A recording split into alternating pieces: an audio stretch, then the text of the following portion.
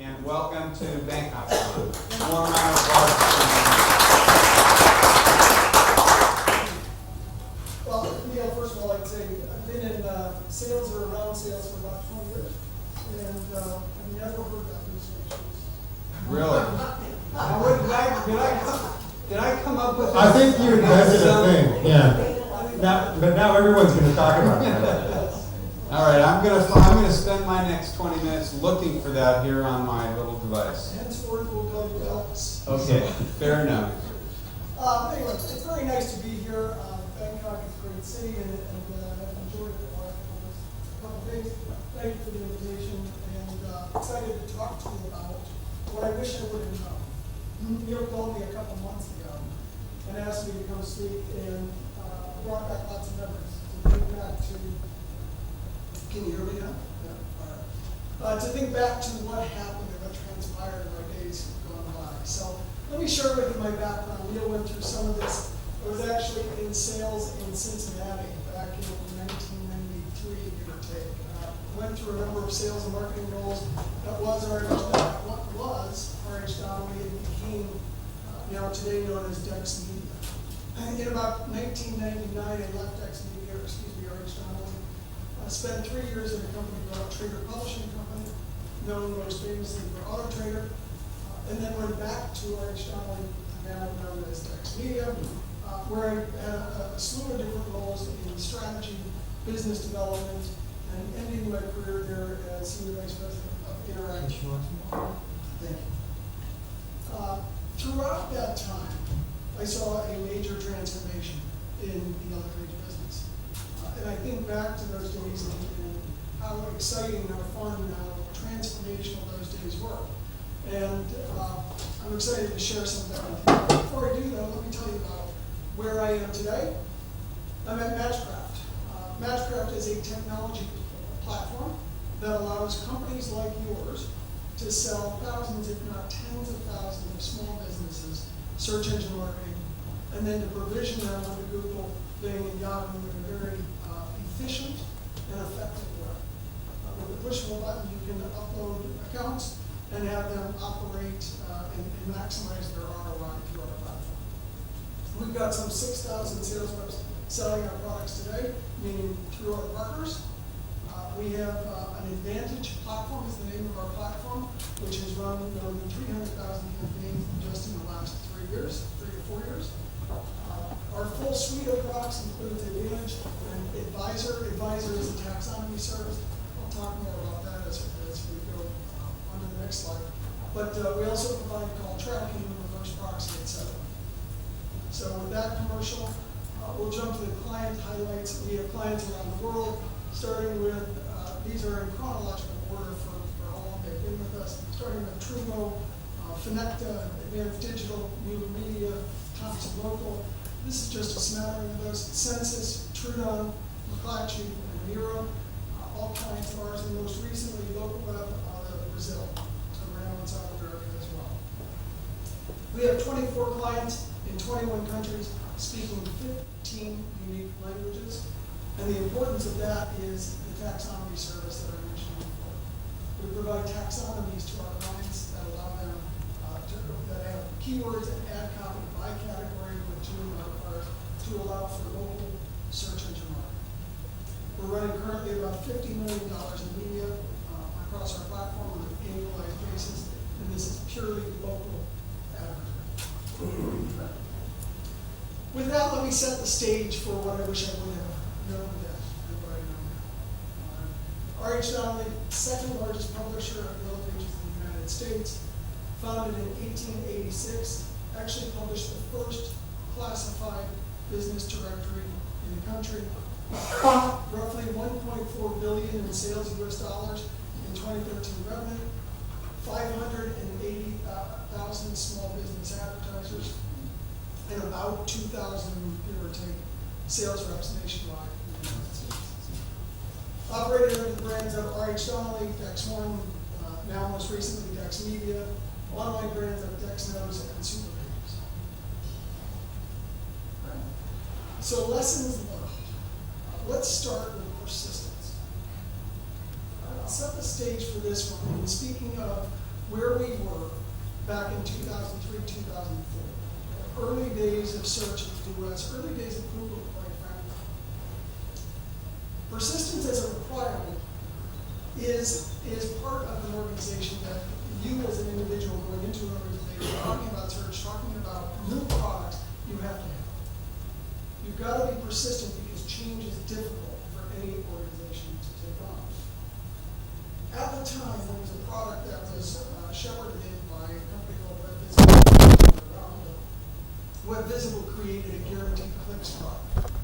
And this guaranteed clicks product was something where you could go into a small business and say, Mr. Customer, for $100 a month, I will guarantee you 100 clicks. Seems pretty straightforward. Was an easy sale, easy to understand, easy to track, easy to report, and at the end of the month, easy to have that conversation, either we did or we didn't deliver that to you. It was a new concept, though, quite frankly, because Yellow Pages weren't sold that way in the past. And they aren't sold that way today. Yellow Pages was really sold on, you give us a certain amount of money for it, we're going to go out and distribute and generate as much as we can for you based on the directory name in the marketplace. I was shepherding at the time a product called budget-based search engine. Budget-based means if you spend $100 a month, we're going to go out and spend that as efficiently and effectively as possible to generate as many leads, as many contacts as we can. You may get more, you may get less. That was really hard for the organization to understand. How do I possibly, I can't understand how search works and how I possibly generate a return for these people. So what we did is we launched guaranteed products as an easy to sell for them across the marketplace. And there was a large pilot budget-based SEO in a single market. Then we went down to Orlando, we trained, we sat in the market, we fostered the sales group, we allowed them to sell this product in a very similar manner to the way they had sold Yellow Pages in the past. Within 9 months, that office had outsold the entire region of guaranteed clicks. So by being persistent in this product and going into this market and testing and piloting and pushing this forward, we were onto something. Within 9 months, we launched nationwide. In 2 years, we sold 30,000 units for $100 million. This is 2004, 2005 time. At the time, Chris Lasala from Google told me that we were the single largest reseller of Google AdWords to small businesses in the world. We largely lost our focus. We began to invest in technology and resources on the digital front, bringing technology in-house, focusing on proprietary development of technology. We weren't a technology company. You wanted to be though. We thought we needed to be, but we were a sales and marketing. I wish we had realized that then. The takeaway from this lesson, though, really is persistence. Persistence paid off. We came to the market, we bought what the market needed, and we sold a very competitive product, put it across the nation, and we see the results. Don't underestimate your sales team. Don't try and dumb down the product. Make the product as effective as possible and be persistent with that product. So lesson 1, persistence is a requirement. Lesson 2, leadership starts at the top. Your organization, from the CEO to the sales managers, have to buy it. They have to believe it's the right approach to the market and for the customer, and you have to be open about that. Because if you simply demand people to sell without getting the buy-in, it won't work. As Neil was saying, at the end of the month, people start pushing in product. Right? It's not about what's right for the customer. It's about what drives sales figures. It's not the right approach. You need to be consistent because competing interests only confuse and divert resources, in particular sales. Okay? They go where the attention is, and if you divert attention, they will go there. You need 100% buy-in across the entire organization, or success will be elusive. So 1, persistence is a requirement. 2, leadership starts at the top. 3, training is critical. I mentioned what we did in Orlando. When we walked into that market, it was as if we were speaking a foreign language. Okay, we talked about SEM, SEO, algorithms, CPCs, real-time bidding, ROI, SERP, CPL, you name it. Right? This was really foreign language to not just our sales organization, but also to the small businesses at the time. They didn't get it. They shouldn't have had to get it. That was our job. What advertisers hear when a sales rep comes in and starts talking about things is, our proprietary platform maximizes your ROI through algorithms which push down CPCs and optimize keywords based on conversions. All right. I'm a mechanic, excuse me. Get out of my office. It doesn't make a lot of sense to them, right? We believe what you should do is walk in and talk about being the experts in connecting consumers, looking for the products and services you offer with you, whenever, wherever, and however they may be searching. It's up to you to decide where to spend, where to divert resources in order to generate that to the merchant. Right? You have to be the expert. But keep it conversational. Don't overwhelm the sales channel, and make sure they're comfortable. Because guess what? They will walk into clients, into merchants, where they do know that stuff. They do know about algorithms and SEO and SEM and et cetera. And your sales reps have to feel confident and able to talk about them. Otherwise, they will not talk about it, and they'll shy away from it. So training is critical. What we did back then is we had 40 major offices across the country. We went into each of those offices. We found the highest potential candidates in those offices, those who exhibited leadership, but also had a high regard for sales capabilities. Right? We hired them as internet training managers. We brought them in. We spent 2 weeks of intensive training on everything to know about internet marketing. We sent them to Mountain View to get certified with Google. They went to Sunnyvale and Yahoo. They were experts. Then we sent them back into the marketplace to be evangelists, to talk about search, to train search, to be there to heighten confidence in the sales reps. Constant and consistent education at all levels, it improved the confidence and awareness of the products. Right? Training is critical to make sure your sales reps are comfortable with the products and services, otherwise they won't represent them. Again, persistence, leadership, training, and a paradigm shift. This is probably the most difficult thing for people to understand in our industry. The days of 50% margins are over when it comes to these types of products. And you have to prepare your company for that. Right? The competition in this marketplace is plentiful. Lots of different people selling search, whether it be traditional local media companies, newspapers, radio, TV, whatever, or standalone digital agencies, or point-of-sale device companies. There's a lot of competition out there, which means the margins are getting compressed, right? You've got pricing pressure. Thing is, search is table stakes at this stage. If you're not selling it, somebody else will. And if your customers are buying search from somebody else, I guarantee that other person is not telling them the benefits of Yellow Pages. They're telling them to switch their dollars.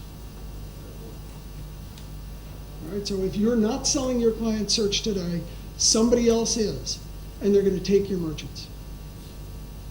Overly ambitious margins will lead to loss of market share. And we've seen it. Prepare your business for this new paradigm and plan accordingly. Adjust your operating plans and prepare for this paradigm shift. It's there, it's happened.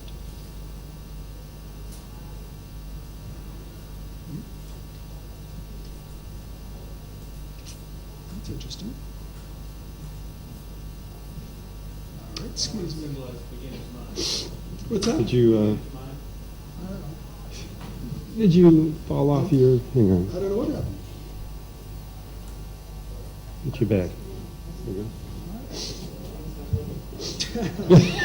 go. Yeah, back to the beginning. Let's see if we can get to where we were. All right, paradigm shift, that's where we were. Yeah, that's really That's it. Yes. Well, There we go. Strength in numbers. Oops. Can't read I can read this. Okay, strength in numbers. What I mean by that is developing internal technology puts you at a disadvantage to others. I mentioned before that we somewhat lost our way. We tried to become a technology company. At Dex, we literally spent hundreds of millions of dollars either acquiring technology or resources or building it. Quite frankly, all of that was lost. Because over time, through acquisition, mergers, whatever you want to call it, good example is Superpages and Dex both invested in this technology independently, both made several acquisitions, some in the hundreds of millions of dollars. When they merged, they literally threw away one of those technology platforms. It's completely gone. And today, they continue to try and do this internally.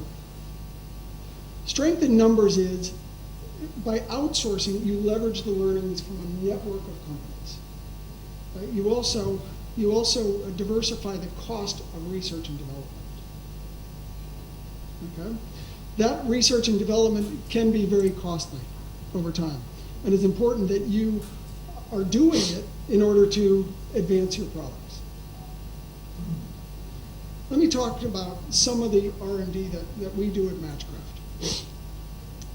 What you're looking at here are scatter graphs. Right?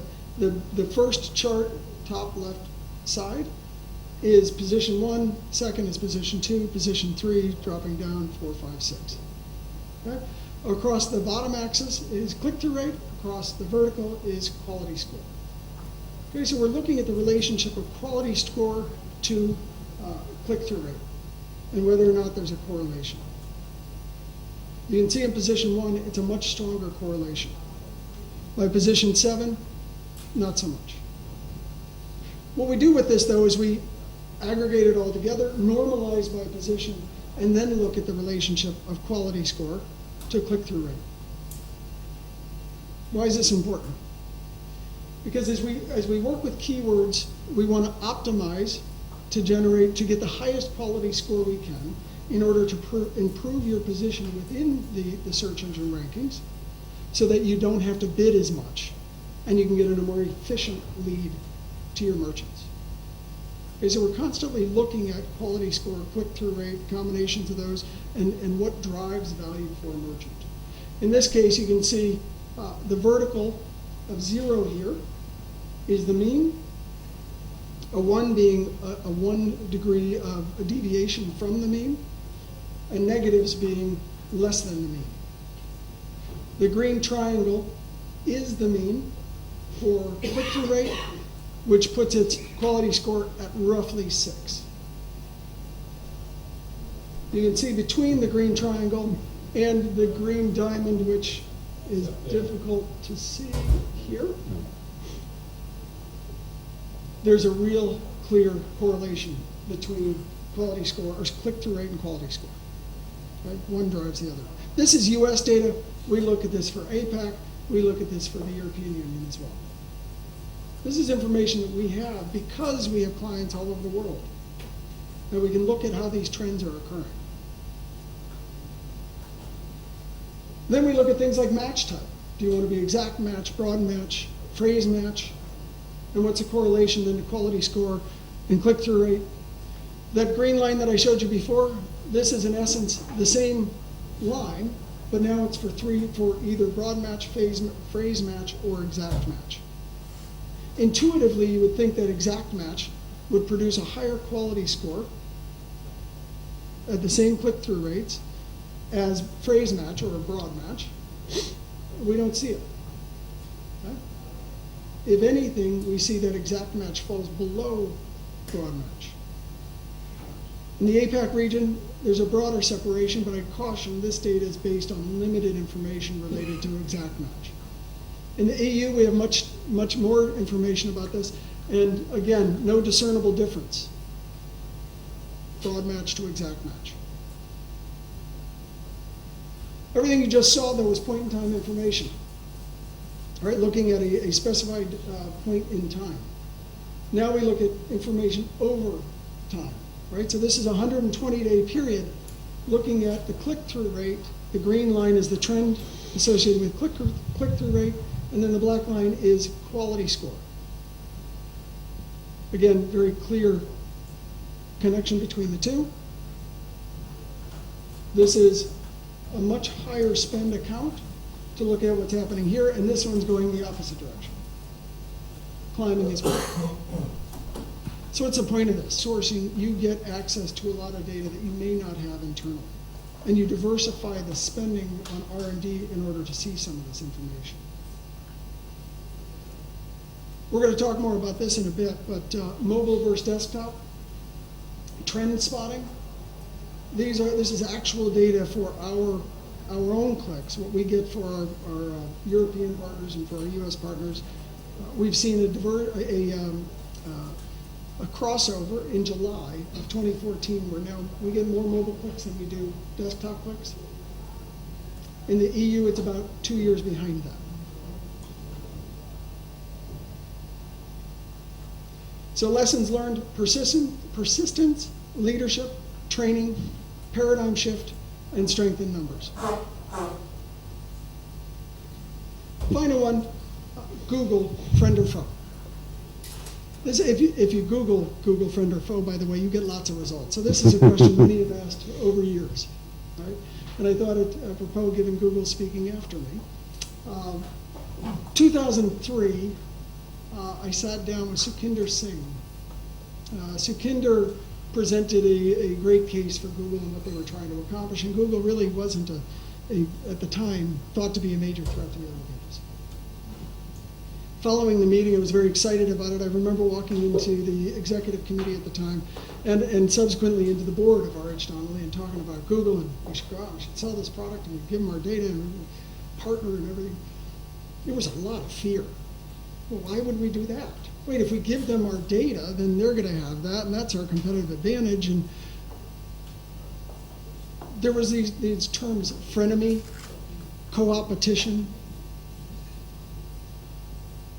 What I would implore upon you is that you really don't have much of an alternative. Right? Google dominates the search marketplace, except for China, South Korea, and Taiwan. All right. You look at Hong Kong, for example, in 2008, 26% share of the market was Google's. Today, it's 65%. We've seen these trends in every market, that they continue. In Thailand, 99% market share to Google. There aren't many alternatives. But Google does have options. There's a lot of companies selling AdWords. But they want you to sell AdWords. They want to partner with you because you have the relationship with those small businesses. By partnering with Google, I firmly believe your sell-through rates improve, your margins can improve, and your advertiser ROI will improve. It's data they're sharing with you, it's support they're providing you, it's training, it's contests, it's all kinds of things that you get as a result of being a partner with Google. And personally, I wish we would have partnered with Google 10 years ago. We would have gotten a lot further, a lot faster than being cautious with it. So again, Google, friend or foe, I would suggest you partner, deliver greater value to your merchants, and drive excitement into your organizations. Before I move on to closing thoughts, I thought I'd share with you what I consider our watch list. And not iWatch, but it is one of those things. These are things that we look at MatchCraft as what's coming and trending, if you will, from the last presentation. The Internet of Things. And I actually, if there was a 10th trend, I would say it's a combination of the fully connected household. Now they've gotten their money's worth. What's that? Now they've gotten all 10 trends, so Yes. we're There good. you go. I want to make sure that we get their money. Right? But in the household, it's a connection of the music services, whether it be Sonos or Nest or Lyric by Honeywell, right? The thermostats in the household. Everything is becoming connected. Wearables, talked somewhat about that in the last presentation. I won't spend a lot of time there. Beacons, low power Bluetooth, local sensing and tracking. Deep analytics everywhere, right? We're getting data all around us. Spatially dispersed data generation. These are the things we pay attention to at MatchCraft. I suggest you as well be looking at how is this going to impact our business as we move forward, our space as we move forward. So with that, I'll move to closing thoughts.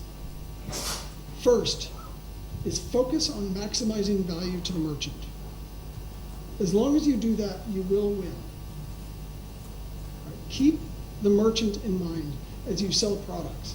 Don't think about I have to sell more print or I have to sell more internet or I have to, it's about generating value to that merchant, spending their dollar as effectively as possible. Gain their trust, keep their trust. Focus on maximizing value to the merchant. Welcome and exploit new opportunities. Right? When you see them, welcome them, exploit them. This is how you can grow your business and stay in front of the curve. Outsource non-core functions. How many Yellow Page companies do we have in the room? Show of hands. And how many of you own printing presses? Good question. We outsource printing press, right? We outsource printing. Why don't we outsource our technology such as search? Right? Many of you may, many do today. A lot of people do this manually internally though. And it's not the way to drive efficiency. It's not the way to drive value to your merchants. Let technology help in that process. Finally, partner to subsidize your value proposition and overcome your weaknesses. If you don't have the online usage, partner together. That's where Google comes in. The key is to understand your position in the marketplace of serving the small and medium-sized business. You are the primary sales and service organization, and you should be leveraging that and exploiting it. Thank you.